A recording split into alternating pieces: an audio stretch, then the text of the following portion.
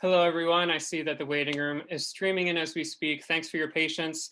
Of course, in this day and age, we run into some technical difficulties in the load up, but here we are, very fortunate to be joined by Ben Falcone today. We are discussing his new Netflix feature, which he wrote and directed, Thunder Force. And of course, he's been writing and directing films for the last handful of years. We've got Tammy, we've got The Boss, we've got Life of the Party, Super Intelligence, he directed just last year. So really excited to dive into his career and for all you guys to watch along. So without further ado, Ben Falcone, thank you for joining us today. Oh, I'm so happy to be here. Thank you. Sorry, I'm sure if there was a tech issue, it was my fault. Not at all, not at all. That's just kind of the way we handle things in COVID now. Over the Yeah, last year, this is the way that we do interviews. So no problem at all. I guess a good place to start, I watched the film, absolutely loved it. And good. it's such a great idea, just it being supervillains who are kind of the heroes, or not the heroes, but the main powerful beings in the story. And then it takes two middle-aged women to give themselves superpowers to save the day. Tell me about where that seed of inspiration first came from and how it kind of got off the ground. Well, it actually started because I've always wanted to work with Octavia. I truly always want to work with Melissa, and I love comic books and I love superhero movies, and I grew up with all that stuff. So it was sort of something I've always been wanting to do. And I was reading an article about the owner of the LA Times, who's like a pharmaceutical. He was in the pharmaceutical field, and he became a billionaire, and sort of very quickly became a thing of like, well, Octavia is one of the smartest people I've ever met, and she could easily play that kind of energy of like somebody who figures everything out and can save the world. And I was actually walking to work, which is what I like to do when I can. And I just sort of came up with a really quick thought conceptually of what it could be. And then I spent the rest of the walk sort of trying to poke holes in it. And then I couldn't poke that many holes in it. And what I liked about it was it's a story about friends, and it's a story about love and a relationship. And then also it's a super fun comic book comedy, which is something that appeals to me too. So that was basically the germ of it. And then I pitched it to Melissa, pitched it to Octavia, and I pitched it to Netflix, and we were pretty quickly moving from there. That's great. That's great. Yeah, I mean, I do feel like it's kind of a bulletproof, very creative take on what has become the massive genre of comic book and superhero supervillains. You mentioned Octavia. She was kind of in mind from the get with this. You also have Jason Bateman, Melissa Leo. Can you tell us a bit how the cast came together? I mean, Yeah. it's such a strong ensemble that you have here. Oh, thanks. Well, we, the first, I was like, I call Melissa Mooch, just so you know. I was like, Mooch, I think you and Octavia. She's like, yes. So I texted Octavia. She's like, oh, I'd love to do it. She was pretty easily swayed. I sort of told her the thing. And then Jason Bateman's one of my best friends, and he's really just a nice guy. And we're always texting mostly about baseball. He's a huge Dodgers fan, which is fortunate for him. I'm a Phillies fan, which has been less fortunate, but who knows? Maybe soon we start going our way. But we were doing that, and I go, oh, by the way, or I think I saw him like just around, and I said, hey, do you want to be a crab in our movie? And he's like, what? I think he thought I was doing a weird prolonged bit, and then he got the pages and he's like, oh, you were serious. I'm a crab. I'm like, yeah, yeah.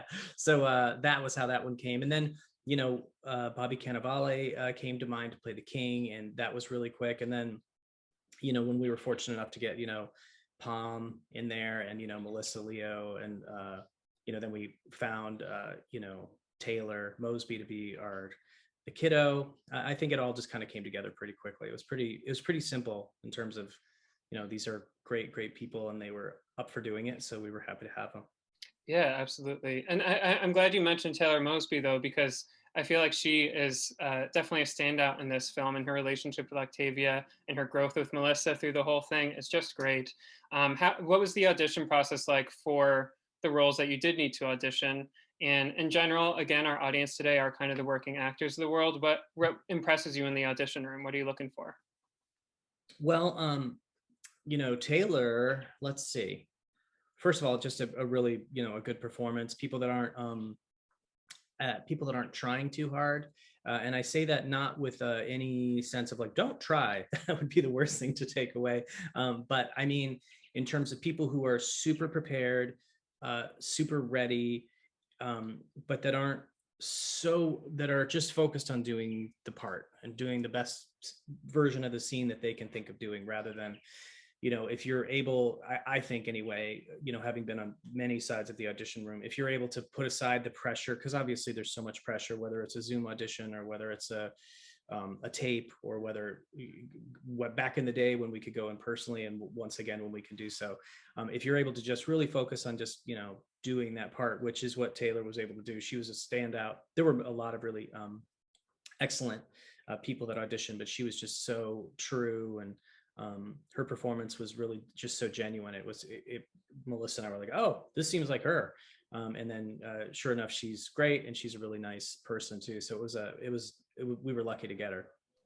Fair enough. Fair enough. And in the lead up to our interview today, we are live right now with the Backstage audience. I did field some audience questions, and we had a question from a reader named Sid Taylor. What's something that someone has done that you disliked in the audition room? Anything that immediately sets you off or puts you off when you're sitting across from a prospective collaborator? Sure. I can say that. And who's the question from? Name is Sid Taylor. Sid Taylor, thank you for the question, Sid. I appreciate it. I think that, if somebody comes in, and by the way, I just for the record, I do this. I've done all versions of auditioning, and I've tanked. It's so many auditions. So I think something to be aware of is not to get, I think one thing is, don't think that there's like a perfect audition, or like oh, I smelled the whiff of sulfur and it was magic, and like that was it. Like I used to think when somebody got on SNL or something, they must have just done something so beyond.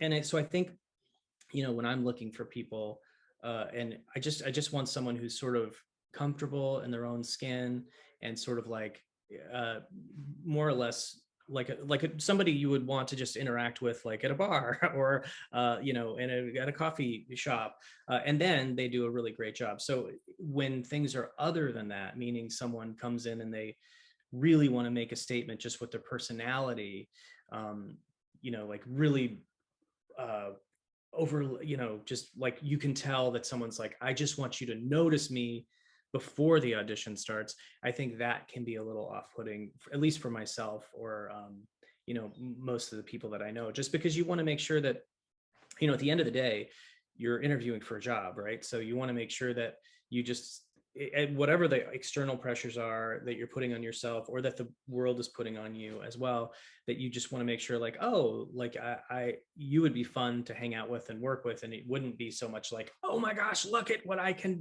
do, or something.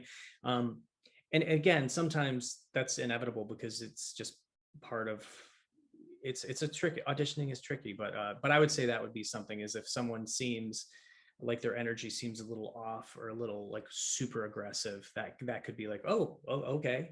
Like, because then you're almost not focusing on the audition, you're focusing just on the person. Yeah, absolutely. I mean, I feel like it is that balancing act of wanting to make a real connection with the people who are in a position to cast you, while also really wanting the job. But to exude that kind of energy sometimes isn't always to the actor's benefit. That totally makes sense. Yeah. You mentioned, just in passing, you say that you used to see people who would get on SNL and think that they must have done something beyond to land that audition to get that gig. Looking back on your early days, was SNL kind of a dream of yours? I know that you have your roots in that kind of realm of comedy. Was that something that you were really gunning for in the early days? It was. I would love to have been on the show. I was not. I did not audition even, but they would come to the Groundlings, that's where I met Melissa, which is a comedy theater in Los Angeles, and they would come. Actually, Melissa never auditioned either. I don't believe. So yeah, that was kind of something I would have liked to have done. And then, I kind of sort of started taking a different path. And then once Melissa started hosting, and I would go there and see like so many of her friends on the show and all these great people, it was never like, oh, dang it. It was more like, oh my gosh, you guys are having such a good time. And also the schedule is insane. So as much as a movie can be a hard work, I see those guys and they're they are writing from noon until 6 in the morning or something, and I'm like, this guy likes to go to bed at like a nice 10:30, so I'm not sure it would have been a great fit. Yeah, fair enough. Well, I feel like that's a lesson too, right? When you're in the position that you are and you're able to kind of look back on those days in hindsight, it's a lesson that maybe everything happens for a reason, that the thing that you really wanted, that you thought that was the track that you were on with the Groundlings, um, things kind of fell into place differently and it all worked out okay. At what Yeah. point did you kind of learn that lesson when it came to a career in the arts, to not be so focused in on the one thing and zeroed in on the failure of not getting it? Oh, that's a good question. I think probably meeting, I started dating Melissa, and I started dating back in the Groundlings, and I noticed I used to say, because it can be stressful, right? You're going out for all these shows and you're not getting them, and all this stuff, and I would be like, I don't like auditioning. And she said to me, she says, why don't you like auditioning? I love it. It's like part of the job. I want to get the job, so I want to be, so every part of the job is fun to me. And I was like, oh, you're totally making the most the most sense of all time, which is what she continues to do. But I think probably the fact, a friend of ours, a frequent collaborator, Steve Mallory, said no creativity goes unwasted, and I think that's a really good thought, because I was writing stuff. I wrote Tammy during the writer's strike of whatever year that was, 2008 maybe. 2008, yeah. Yeah, and you know, uh, I started anyway that process of writing it because I thought it would be a cool thing for Melissa to get a chance to show her talent, and I could write a thing because I've been writing my whole life. And so then after she did Bridesmaids, that was when people go, oh, we'd love to see if you have anything else. And by that time, Melissa had been writing it with me, and we're like, oh, we do have a thing. It's called Tammy, and they did it. So that was a really eye-opening experience of like, oh, well, you can be working on stuff that doesn't have an immediate path, and then sure enough, you've got it in the future. So that was one where I was like, oh well, maybe I'm a writer. And then we couldn't get any directors, and so then I was like, hey, should we direct it? And then Melissa couldn't direct it because she was going to go do, I think, Identity Thief. And so they were like, oh well, you can direct it. I'm like, what? Okay. So it sort of became this thing where, and by the way, though, I had been directing at the Groundlings and doing, really preparing too, and working really hard at it. But it wasn't something that was like, oh, I'm going to be a writer director guy. That was never. I thought I was going to just be, I don't know, when I was younger I was like, oh, I'll do the Second City, and then or the Groundlings, and then I was fortunate enough to get into the Groundlings. But I think just being awake and aware to all the paths that the business can take you and being open to it is very important, for sure, because Yeah. it's only acting, and it's like, I don't know, do you write too? I always tell people, like, can you write? Because you can write anytime, anywhere. You can set your own schedule. You can keep doing stuff. And also, like, instead of just auditioning and being frustrated with not getting more, make something, make a thing with your friends, put something together. I think it's so easy to say, I can't do it. It's hard. It's this, it's that, which is true, very true. But if you're doing shows, making, shows are hard now, obviously, with the pandemic. But if you're safely making material with friends and collaborators, I think that's always a stronger way to go than just to feel frustrated. Yeah, fair enough. And that actually goes very well in line with the question we have here from Mindy Shaw. Basically, her circumstances are that she used to live in DC, was booking work consistently. Now she moved just outside of St. Louis with her husband and is doing onstage and voiceover, and then COVID hit. So she's curious for your advice on how to kind of build that community wherever you are. How do you build a network of people that you can create with, collaborate with, and really scratch that itch? Oh, well, I do think I do think creative people are everywhere. I'm from Southern Illinois, and oddly, some old friends. I have a project I'm kind of working on, and some old friends who used to be in a great band. I kind of reached out to them, and I'm like, would you guys want to try to make a theme song for this show? And they did, and they killed it, and it's like so good. So I think that there are creative people in all different facets everywhere. It's just a question. And during COVID, obviously, what a wrinkle for everybody in it, a terrible one. But I do think creative people are there. So I think it's just a question of, using resources like Backstage, or there's got to be, I'm actually from Carbondale, which is close to St. Louis. I know there's lots of people in Carbondale doing stuff. And so that's a small little town in Southern Illinois. So I'd assume there's lots of people in St. Louis. I think it's just a question of reaching out and, obviously during COVID, it's hard, but Zooming with people and figuring it out. And then hopefully once it's safe to get together and start to, make stuff together. I think, if you do, I would say Zoom with people, make friends with them, see who you like, who you want to work with and don't want to work with now, so that once it's safe to get up and going, you're ready to go. Yeah. Very that. Love that insight. Kind of going back to Thunder Force, you're talking about how Tammy was your first experience doing the writing and the directing for a feature film. And I feel like obviously that's a muscle that you've developed over the years. And Thunder Force is something all new in the fact that you're doing action sequences. It is kind of high octane comic book sequences in some parts, in addition to the comedy. So what do you feel like you learned as a filmmaker while tackling this film? Well, definitely one thing I wanted to do was I wanted to make a movie that was a superhero movie that was also funny, not like a comedy movie that was also kind of a send up and sort of lived in that world. I wanted to make sure that we earned our way into the genre. And I think we did. And the way that I did it was I hired awesome people. So I was like, because I needed to learn. And I think it's important, like, even though this was Melissa and my 5th film, we're always, eager to learn, ready to learn, and wanting to have amazing people around us who can help us. So this had, clearly so many more, we've done fight sequences and some action stuff in our comedies, but this was a whole new thing. So, you learn that you need, an amazing stunt side, you need previs, you need tons and tons of visual effects. So basically, what we did was we went in saying we wanted to live in this world and we've never made anything like that.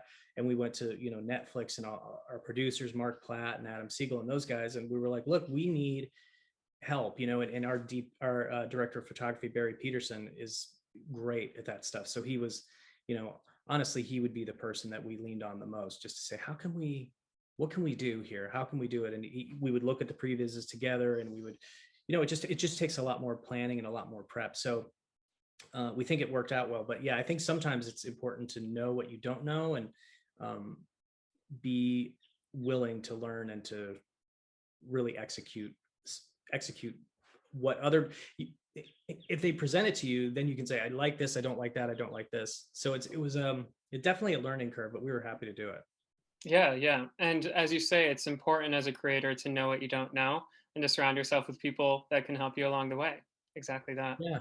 And the market, like, I don't know how to do this. And somebody's like, or Aquaman, how do I shoot everybody underwater? Well, you don't do it in water. That's the first thing. What? You know what I mean? So I think, everybody's got something to learn. A learning curve, absolutely. When it comes to your approach as a director, you do have a background performing yourself. Do you feel like that informs your dialogue with actors? You have a shorthand, you understand where they're coming from. I'd love to have some insight on just what your approach as a filmmaker is. I think the answer was kind of in your question. I think because I've had to do it, so many times. I mean, my first job was like, one of my first things was like a Federal Express commercial. And I had to do I had to walk across the thing and then say something like a very technical line. And I'd do it like 24 times or something like that, because I just wasn't doing it right. The camera had to come over and they were coming across a big thing. So and that was probably, truthfully, one of the hardest jobs I ever did, even though it was like a line. So I'm very aware as a director of what actors are having to do, even though I'm not as good as an actor as so many of the people I work with. So it's actually nice because they have a lot more tools. And I'm like, use your tools. I don't have them. Try it. Yeah, so it's that's a shorthand for me for sure. And so I've learned that what I need to keep improving at and hopefully have improved at is, the camera side, because the people that come from the camera side, they might be able to like, oh, I can make this submarine look amazing, but they don't know how to talk to the people who are like the captains and the people in the submarine. So, ever the twain shall meet or whatever. So I think it's definitely, we're all works in progress, but hopefully I'm able to kind of lean on, like if I was in the sports, I'd be like kind of a player's coach. I'm like, I played, I was a mediocre outfielder in the 80s, but I can tell you what I did, you know. So that part has been that part is a lot easier for me for sure. Well, looking to something like Thunder Force, obviously, it had you flexing some muscles that you hadn't before. Looking down the line, what's in the pipeline for what you want to tackle as a filmmaker? What kind of stories do you want to continue telling? Are they all going to be uh, in collaboration with Melissa, or do you want to break off and do your own thing as well? I want to keep collaborating as long as I can. It's tricky because you travel a lot for these things. So, it's fun for us as a family and we love working together. We've done separate things. I've done other acting gigs and she's certainly done other acting stuff. But, right now we're actually in Australia shooting another Netflix project called God's Favorite Idiot, where I'm not directing it. I'm in it. So it's more of a, and that's about, it's couldn't be more different. It's about, religious tolerance, and hopefully it's a very, very funny look at the apocalypse. So it's as you do, the funny look at the apocalypse. So that's what we're doing now. And then I think I'll turn my attention to maybe just some more straight up directing in the future. But right now I just, like you said, I think it's been 5 movies in around 8 years. So that it's a lot. So I thought I'd try some other stuff where I could let other people worry about the cutting room. Yeah, fair enough. Fair enough. Well, as a final question for you, we have a lot of questions coming in right now about basically just the early career advice of it all, how to get an agent, how to do the audition room. I feel like we've been circling this throughout our conversation. But to zero it down, what's one piece of advice that you would give your younger self when you were first getting your start? Something that maybe you've learned along the way that would have been of benefit when you were first booking that commercial back in the day. Sure. And actually I was lucky enough that I got this advice from, her name is Summer Mann. We were family friends with Michael Mann, the filmmaker, and Summer. And so she took me out to eat in LA early, and she said, find a community. And I was like, what? And she was like, find a community. I was like, what do you mean? She's like, it's really hard. It's really hard. And she was like very honest with me, because I was like, I was 20 years old and just trying to figure it out. And she just said, find people who have similar interests, who have similar creative paths, because that's who you're going to actually end up working with. And she was so right. I actually got the same advice in the Groundlings when I started earlier. One of my teachers said, look around, look to your left, look to your right. These are the people that are going to give you your first paying job. I was like, what? And sure enough, now it's so many years later. That was in the late 90s. So that's 20 something years later. But, you're talking about people who are showrunners and really, really successful actors and writers. And, people, I did get my first job. Emily Spivey, who's a showrunner on, all these shows, Last Man on Earth, and all these funny things that she was always doing. But she had some tiny, I don't mean to, it was like a little show. I forget what it was called, but I got my first job, like just as a walk-on, like, oh, hey, how are you? And a thing. And that it was because of Emily Spivey, and because she was like, oh, I work with this guy at this theater that I work at. So I think just, putting yourself out there, finding people with similar interests, and then feeling open enough and vulnerable enough to say, hey, where did you, I don't want to bug you, but like, do you have an agent? You're doing, like, I think the thing to do is like to look in your community, see who's doing the things you'd like to be doing, and then asking them, who's your person right now? How did you get to the thing? You just did a spot on a TV show that I would like to do. What did you do? Who's your person? All that kind of stuff. And I think it just starts to snowball as you keep persistent and, keep after it and, keep working on it. I do think that finding people, because people get really focused on, I have to have that agent. And it's true, you do. But I think the way to get it is not just like, if I call the agency, and you have to be forward and try things, but I think it's about making a lot of stuff with your community and learning from them and asking them. And I think and staying on it, staying persistent. Yeah, absolutely. I mean, as you say, you put yourself within the community. Something I mean, like the groundlings was of service to you. You look to your left, you look to your right. Those are the people that are going to be helping you down the line, and you'll help them. I love that.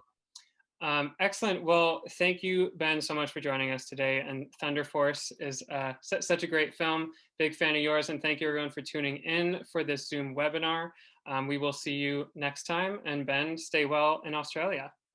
Thanks so much. Really nice talking to you guys. All right. You guys for watching. All right. Nice speaking with you. Bye-bye. Bye.